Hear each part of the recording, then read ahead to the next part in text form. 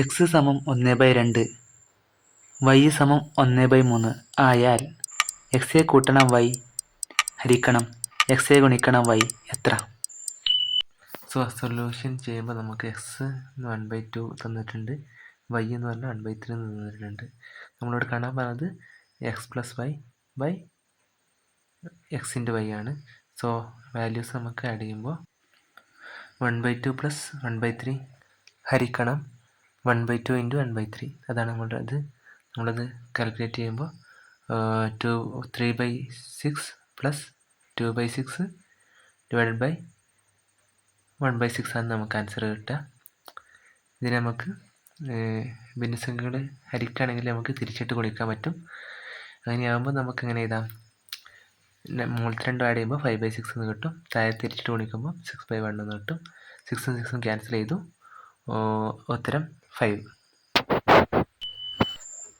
1 മുതൽ 55 വരെയുള്ള എണ്ണൽ സംഖ്യകളുടെ ആകെ തുക എത്ര?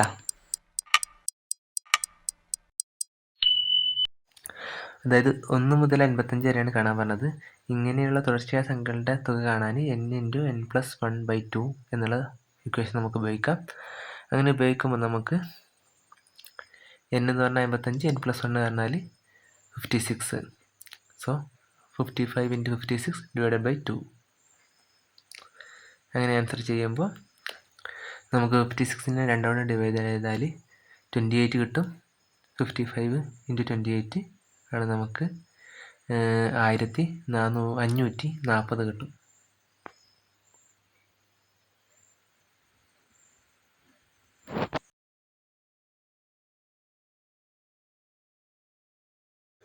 രാമു 40 ലിറ്റർ റബ്ബർ പാൽ ഷീറ്റാക്കുന്നതിനു വേണ്ടി 3 ലിറ്റർ വീതം കൊള്ളുന്ന പാത്രത്തിൽ നിറച്ചാൽ മിച്ചമുള്ള റബ്ബർ പാൽ എത്ര ലിറ്റർ?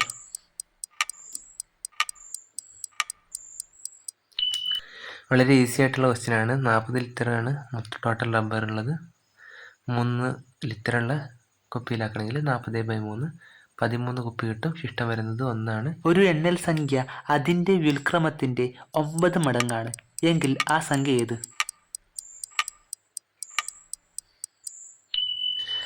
വ്യുൽക്രമം എന്ന് പറയുമ്പോൾ ഇപ്പോൾ n ഒരു നമ്പർ ആണെങ്കിൽ 1/n ആണ് അതിൻ്റെ വ്യുൽക്രമം. സോ നമുക്ക് ക്വസ്റ്റ്യൻ തന്നത് എക്സ് എന്ന് പറയുന്നത് വ്യുൽക്രമത്തിൻ്റെ 9 മടങ്ങാണെന്നാണ്.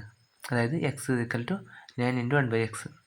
സോ അങ്ങനെ നോക്കുമ്പോൾ നമുക്ക് x² ഈക്വൽ ടു 9 കിട്ടും. അപ്പോൾ നമുക്ക് എക്സ് എന്ത് എഴുതാം? √9 3.